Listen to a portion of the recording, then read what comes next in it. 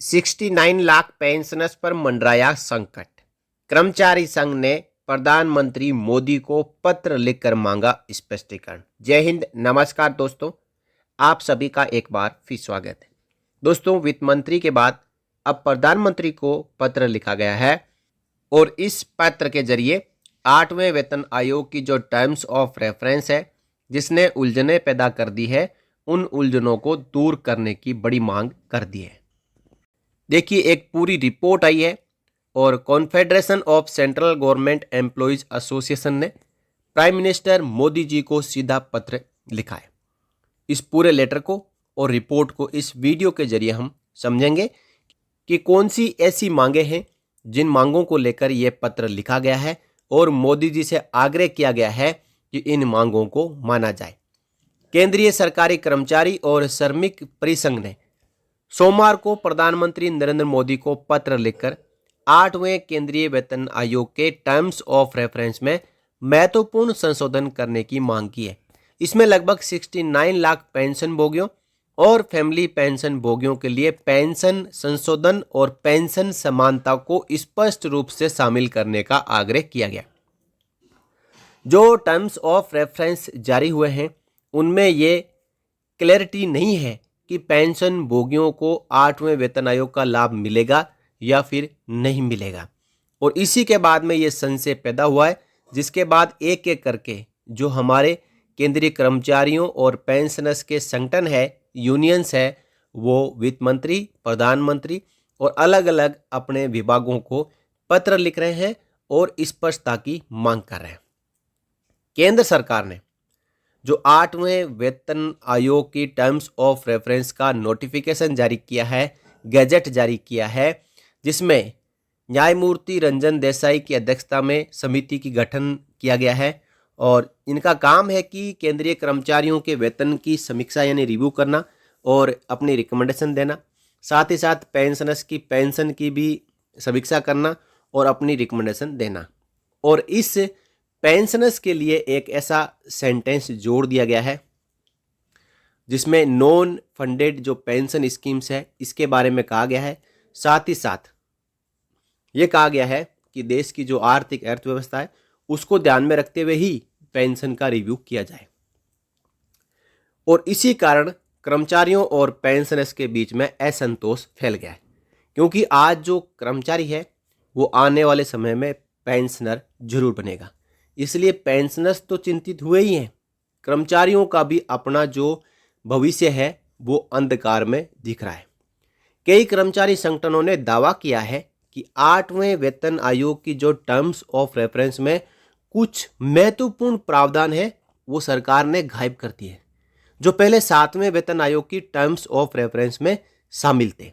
और इस बात को लेकर सैनिक समाचार इंडिया ने एक विस्तृत वीडियो 7वें वेतन आयोग की टर्म्स ऑफ रेफरेंस और 8वें वेतन आयोग की टर्म्स ऑफ रेफरेंस का कंपैरिजन करते हुए बनाया है, जो चैनल पर अवेलेबल है, आप देख सकते हैं। वित्त मंत्रालय के 8वें केंद्रीय वेतन आयोग का स्वागत करते हुए परिसंघ ने पुरानी पेंशन योजना, यूनिफाइड पेंशन स्कीम और राष्ट्रीय पेंशन प्रणाली के तहत कर्मचारियों को प्रभावित करने वाली प्रमुख कमियों पर प्रकाश डाला है। परिसंघ ने 8वें केंद्रीय वेतन आयोग के लिए पेंशन संरचना, पेंशन संशोधन और सेवानिवृत्ति की तिथि से परे समानता की जांच करने के लिए एक स्पष्ट आधिकारिक आदेश शामिल करने का अनुरोध किया। साथ ही 11 वर्षों के बाद पेंशन कम्यूटेशन जो रिकवरी है उसकी बहाली, जो सीनियर पेंशनर्स है उनके लिए हर 5 साल में एडिशनल पेंशन, साथ ही साथ जो CGHS की सर्विसेज है उन सर्विसेज में सुधार के साथ साथ संबंधित मामलों पर भी विचार करने का आग्रह किया है। तो यहाँ पे बहुत ही बड़ी मांगे हैं जो शामिल की गई है। जो पुरानी पेंशन योजना है जो 1 अप्रैल 2004 के बाद में भर्ती हुए 26 लाख कर्मचारियों के लिए बंद हो चुकी है, उनके लिए UPS लाई गई है। UPS को यहाँ पे कर्मचारियों ने नामंजूर कर दिया है और केवल ओल्ड पेंशन स्कीम की ही मांग कर रहे हैं। इस मांग को भी इस मांग पत्र में शामिल किया गया है जो प्रधानमंत्री जी को भेजा गया है।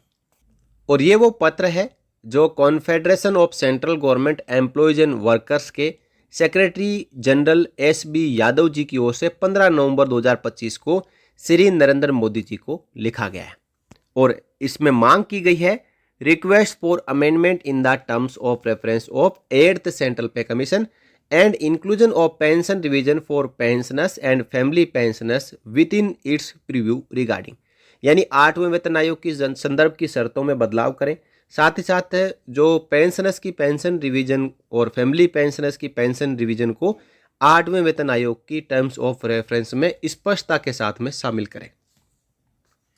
देखिए यहाँ पे इन्होंने अपने बारे में बताया है, with profound respect and warm greetings from the confederation of the central government employees and workers which represents about 8 lakhs of central government employees across 130 departments, जिसमें department of post, income tax, audit, survey, CGHS, CPWD, census, BSI, GSI, ISRO, ये सब शामिल है।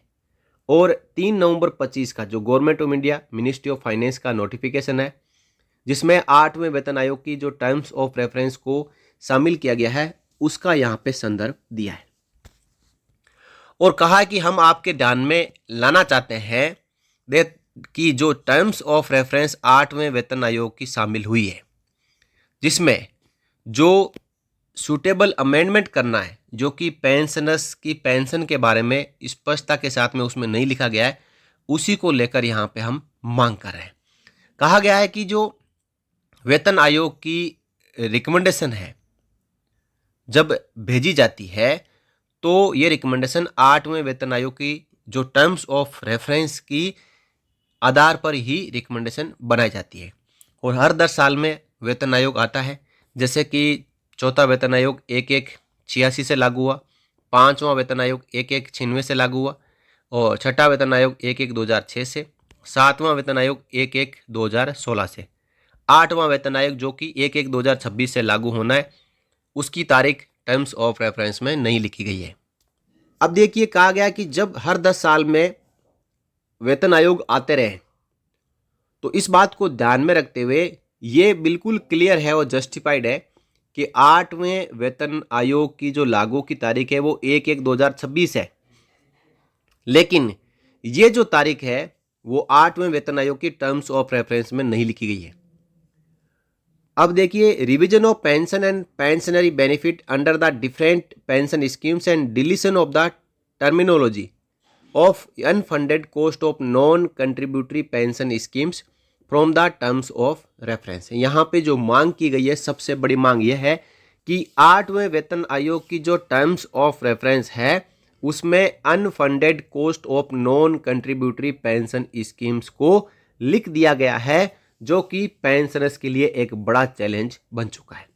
देखिए, old pension scheme जो 1 अप्रैल 2004 से पहले भर्ती हुए कर्मचारी लेंगे या ले रहे हैं, और साथ ही साथ armed forces, army, air force, navy के जो सोल्जर्स है, जो भूतपूर्व सैनिक है, उनको ओल्ड पेंशन स्कीम मिल रही है। अब टर्म्स ऑफ रेफरेंस में इस बात को शामिल कर देना कि पेंशन का रिवीजन और पेंशन रिव्यू की जो रिकमेंडेशन, वो इस बात को ध्यान में रखते हुए ही दी जानी चाहिए। कौन सी? Unfunded cost of non contributory pension scheme. तो इसका मतलब यह है कि 8वें वेतन आयोग की समिति को यह टारगेट दे दिया गया है कि आप पेंशन रिवीजन के ऊपर अपनी रिकमेंडेशन इस लाइन को ध्यान में रखते हुए ही देना है। तो 2 संभावनाएं, एक तो ये कि हो सकता है कि 8वें वेतन आयोग से पहले जो रिटायरमेंट आ चुके हैं पेंशनर्स, उनको 8वें वेतन आयोग के दायरे से बाहर किया जाए। दूसरा ये, जो डियरनेस रिलीफ का रिवीजन होता है हर 6 महीने में, वो पेंशनर्स के लिए भी लागू होता है। तो 8वें वेतन आयोग से डीआर को बंद कर दिया जाए। केवल और केवल ये 1/1/2026 के बाद में जो रिटायरमेंट आए उनके लिए लागू हो 8वां वेतन आयोग। तो ऐसी संभावनाएं हैं और इन्हीं संभावनाओं को लेकर यह कर्मचारी और पेंशनर्स और उनके संगठन चिंतित है, सरकार से स्पष्टीकरण मांग रहे हैं। साथ ही साथ देखिए यहाँ पे लिखा है, there is no clarity on the existing 69 lakh pensioners including family pensioners who have been covered under the old pension scheme, unified pension scheme and national pension schemes in terms of reference of 8th Central Pay Commission for the revision of pension, parity in pension or their other pensionary benefits including the period of restoration of the commutation of pension etcetera. बड़ी बातें लिखी गई है कि एक तो pension में समानता के बारे में नहीं लिखा गया है, साथ ही साथ जो ओल्ड पेंशन स्कीम ले रहे हैं, एनपीएस ले रहे हैं या यूपीएस के लिए अप्लाई किए हैं, उनके बारे में स्पष्ट चीज़ें नहीं लिखी गई है। साथ ही साथ जो पेंशन कम्यूटेशन की रिकवरी 11 साल के बाद पूरी हो जानी चाहिए, उसके बारे में भी कुछ नहीं लिखा गया है। जबकि 7वें वेतन आयोग में पेरिटी इन पेंशन, ओल्ड पेंशन स्कीम के तहत आने वाले पेंशनर्स, इनके बारे में स्पष्टता से उल्लेख किया गया था। 8वें वेतन आयोग में ये सब बातें टर्म्स ऑफ रेफरेंस से गायब हो चुकी है। इसलिए यहाँ पे निवेदन किया गया है कि सरकार टर्म्स ऑफ रेफरेंस में इस बात को शामिल करें। क्या? To examine the principles which should govern the structure of pension and other retirement benefits, including revision of pension, parity in pension, in the case of employees who have retired on any date, that is, those who retired before 1/1/2026 और after 1/1/2026। यानी इस बात को शामिल करें कि pensioners की जो पेंशन है उसमें असमानता पैदा नहीं होगी, चाहे 1/1/2026 से पहले रिटायर आए, चाहे 1/1/2026 के बाद में रिटायर आए हैं, सबको 8वें वेतन आयोग का फायदा मिलेगा। और ये बात 8वें वेतन आयोग की टर्म्स ऑफ रेफरेंस में शामिल नहीं है, 7वें वेतन आयोग में थी। तो इसलिए मांग कर रहे हैं कि 8वें वेतन आयोग में आप टर्म्स ऑफ रेफरेंस को तोड़ मरोड़ के नहीं दे सकते, आपको इस बात को शामिल करना चाहिए। साथ ही साथ देखिए क्या लिखा है कि हमारा कंसर्न इसलिए, यानी चिंताएं तब ज्यादा बढ़ गई जब आपने टर्म्स ऑफ रेफरेंस में लिखा unfunded cost of non contributory pension scheme. कहां पे लिखा है? पैरा E2 में, टर्म्स ऑफ रेफरेंस में। विच नेदर मेंशन पेंशनर्स और रिकॉग्नाइज दियर राइट्स, यानी विच नेदर मेंशंस पेंशनर्स नोर रिकॉग्नाइज दियर राइट्स, यानी ये पेंशनर के बारे में नहीं लिखा गया, ना ही उनको यहां पे परिचित किया गया है। And interest within the commission's scope, we believe this terminology is inappropriate, यानी ये सही नहीं है। As it equates constitutionally and judicially protected pension entitlement with fiscal liabilities and departs from the human welfare oriented approach followed by the government in all earlier pay commissions। यानी 7वें वेतन आयोग तक pensioners की पेंशन रिवीजन के बारे में स्पष्टता से टर्म्स ऑफ रेफरेंस जारी की गई थी। 8वें वेतन आयोग में इस बात को लाना unfunded cost of non contributory pension scheme, ये पेंशनर्स के साथ में आघात है, धोखा है। और जो पेंशन में समानता का अधिकार है, जो न्यायिक अधिकार है, जो 1982 का DS Nakara versus union of India का सुप्रीम कोर्ट का फैसला है, इन सब का उल्लंघन है। Pensioners pursue the existing terms of reference as negative and apprehend that the government is obliquely mandating the 8th Central Pay Commission to weed out all unfunded expenditure। यानी जहां पे कर्मचारियों और पेंशनर्स द्वारा कोई फंडेड स्कीम नहीं है, जहां पे उन्होंने अपना कंट्रीब्यूशन नहीं दिया है, उन सभी खर्चों को सरकार यहां पे खत्म करना चाहती है। यानी सरकार ये सोच रही है कि हम अकेले मिलके पेंशन क्यों दें जब कर्मचारी का उसमें कोई योगदान नहीं है। तो इस प्रकार दोस्तों यहाँ पे unfunded cost of non contributory pension scheme line के ऊपर बहुत ही ज़्यादा विवाद छिड़ चुका है। साथ ही साथ कहा कि ये जो MLA है, MP है, जज है, ये भी अनफंडेड पेंशन ले रहे हैं। सरकार का केवल योगदान है और MLA MP नेताओं और जजेज का इसमें कोई योगदान नहीं है। उनको भी ओल्ड पेंशन स्कीम की जैसी पेंशन मिल रही है। तो उनके लिए यहाँ पे 8वें वेतन आयोग में कोई बात नहीं लिखी गई है कि MLA MP जजेज की पेंशन बंद की जाएगी, लेकिन यहाँ पे कर्मचारियों और पेंशनर्स के बारे में जरूर लिख दिया गया है। इसलिए ये असमानता क्यों टर्म्स ऑफ रेफरेंस में शामिल की गई है। The Honorable Supreme Court of India had repeatedly affirmed it through various judgments। यानी सुप्रीम कोर्ट ने बार बार कहा है कि पेंशन कोई खैरात नहीं है। Pension is not a bounty to be paid at the employees whims employer can not wriggle out of responsibility by pleading paucity of funds. यानी ऐसा नहीं कह सकते एम्प्लॉयर, पेंशन देनी ही पड़ेगी। पेंशन कमाई हुई एक पूंजी है जो कि एक कर्मचारी द्वारा 60 साल की उम्र तक सरकारी सेवा में, देश की सेवा में, राज्य की सेवा में और विभागों की सेवा में अपनी ज़िंदगी खपाई है। तो उसके बदले 60 साल के बाद वो अपना जीवन आसानी से जी सके, इसलिए उसको पेंशन दी जाती है। इसलिए पेंशन ना तो कम कर सकते ना ही बंद कर सकते हैं, पेंशन देनी ही पड़ेगी। लेकिन सरकार ने फाइनेंस एक्ट 2025 ला के 1972 से सीसीएस पेंशन रूल के अंदर इस बात को जोड़ दिया है कि सरकार चाहे तो 1972 से लेके अब तक पेंशनर्स की पेंशन में भेदभाव कर सकती है। अब यहाँ पे कुछ सुप्रीम कोर्ट्स के फैसलों का भी हवाला दिया गया है, जैसे कि Vijay Kumar versus central bank of India, साथ ही साथ डीएस नकारा जजमेंट, और उसके बाद Dyotinandan Prasad versus state of Bihar. इस प्रकार इनमें लिखा गया है कि पेंशन को आप बंद नहीं कर सकते, पेंशन आपको देनी ही पड़ेगी। Pension constitutes a social welfare measure rendering socio economic justice to employees, serving as assurance that they will not be left in a lurch during old age, making it a constitutional obligation। यानी बुढ़ापे में सरकार pensioners का हाथ नहीं छोड़ देगी, उनको अकेले जीवन जीने के लिए नहीं छोड़ देगी। पेंशन उसका अधिकार है और सरकार को देना ही पड़ेगा। तो यहाँ पे इन बातों को शामिल किया गया है कि जो unfunded cost of non contributory pension scheme line है उसको टर्म्स ऑफ रेफरेंस से डिलीट किया जाए। साथ ही साथ पेंशनर्स के बारे में स्पष्टता से उस बात को शामिल किया जाए। और दो बड़ी बातें कि 11 साल के बाद में पेंशन कम्यूटेशन की जो रिकवरी है वो बंद होनी चाहिए, फुल पेंशन बहाल होनी चाहिए। और जो एडिशनल पेंशन है वो अभी 80 साल के बाद में मिलती है, वो रिटायरमेंट के हर 5 साल के बाद में एडिशनल पेंशन मिलनी चाहिए। इस बात को भी शामिल किया गया है। We appeal to the honourable prime minister course to include this demand in the terms of reference of 8th central pay commission. यानी इन सभी मांगों को 8वें वेतन आयोग की टर्म्स ऑफ रेफरेंस में शामिल किया जाए। और एक मांग जो 1 अप्रैल 2004 से चली आ रही है, ओल्ड पेंशन स्कीम की। ओल्ड पेंशन स्कीम के बारे में एक बार फिर से यहाँ पे जिक्र किया गया है, मांग उठाई गई है कि यूपीएस को बंद करें, एनपीएस को बंद करें और टर्म्स ऑफ रेफरेंस में 8th सीपीसी की जो टर्म्स ऑफ रेफरेंस है उसमें ओल्ड पेंशन स्कीम को लागू करने की बात को शामिल किया जाए।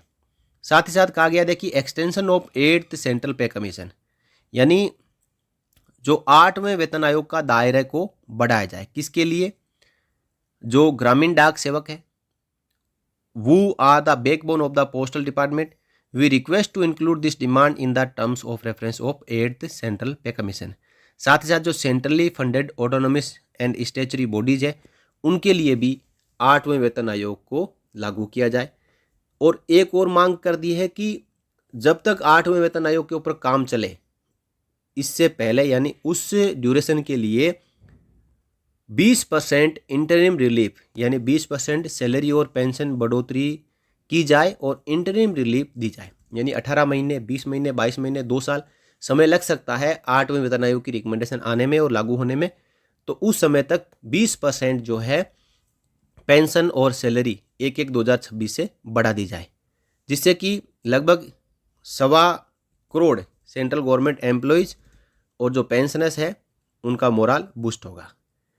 और जो हेल्थ स्कीम है, सीजीएचएस है, ईसीएचएस है, उनकी जो सेवाएं हैं वो ठीक नहीं है, इसलिए इनकी सर्विसेज को बेहतर बनाने को लेकर भी कामकाज किया जाए। 8वें वेतन आयोग की जो टर्म्स ऑफ रेफरेंस है उनमें शामिल किया जाए और इसकी रिकमेंडेशन आए और सरकार इनको मंजूर करे। और आखिर में एक बार फिर निवेदन किया गया है कि जो अप्रोप्रिएट रिकमेंडेशन है वो 8वें वेतन आयोग की संदर्भ की शर्तों में की जाए और 3 नवंबर 25 का जो गजट नोटिफिकेशन है उसमें अमेंडमेंट की जाए, ensuring inclusion of all above aspects of the terms of reference. और एस.बी. यादव जो सेक्रेटरी जनरल है उन्होंने खुद अपने साइन से इस लेटर को प्रधानमंत्री जी को भेज दिया है और इसकी कॉपी कैबिनेट सेक्रेटरी और डीओपीटी के सेक्रेटरी और फाइनेंस सेक्रेटरी को भी भेजी है, ताकि प्रधानमंत्री कहीं व्यस्त हो इस लेटर को देख ना पाए तो कम से कम जो नीचे सेक्रेटरी है, जो टर्म्स ऑफ रेफरेंस को बनाते हैं, गैजेट पब्लिश करवाते हैं, बड़े बड़े जो प्रशासनिक और कार्यालयों के कामकाज देखते हैं, वो इस मांग पत्र को पढ़ें, समझें और उचित बदलाव 3 नवंबर 25 के गैजेट नोटिफिकेशन में करें।